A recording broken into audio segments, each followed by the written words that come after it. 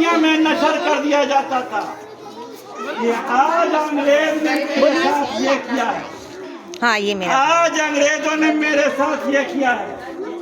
इस तारीख का नाम रखा गया था तारीख रेशमी रुमाल।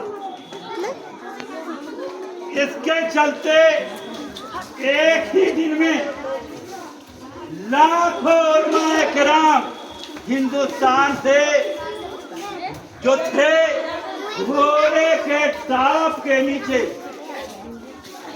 तपवा दिया गया और कितनों को जबा कर दिया गया, कितनों को फांसी पर लटका दिया गया।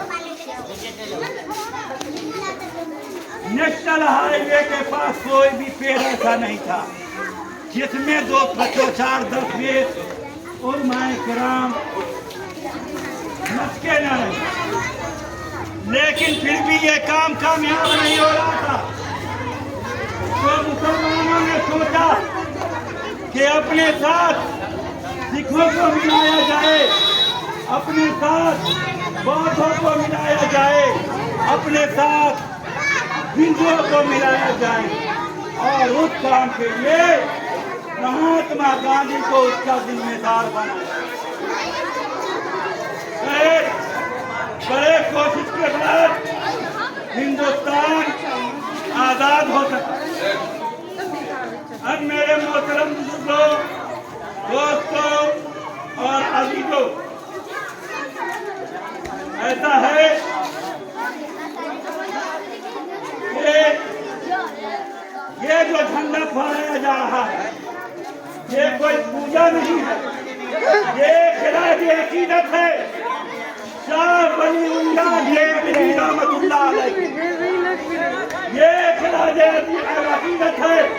मौलाना शाह अब्दुल अजीज देलवी रहमतुल्लाह अलैह ये खिलाफ अकीदत है।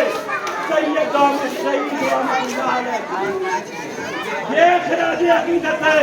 मौलाना इस्माइल शहीद रहमतुल्लाह अलैह ये खिलाफ अकीदत है। शेख विलायत अली अजीमाबादी ये खिलाफ अकीदत है।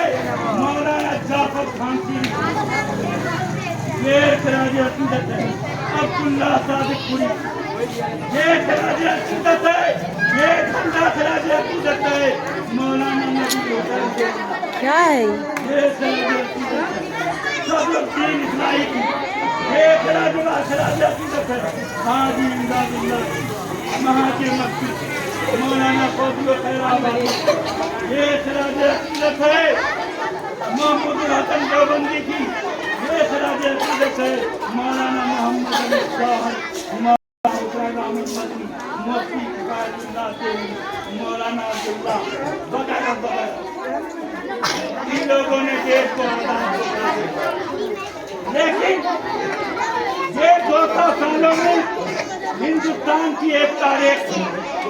तो ये चाहती थी कि अगर हम लोग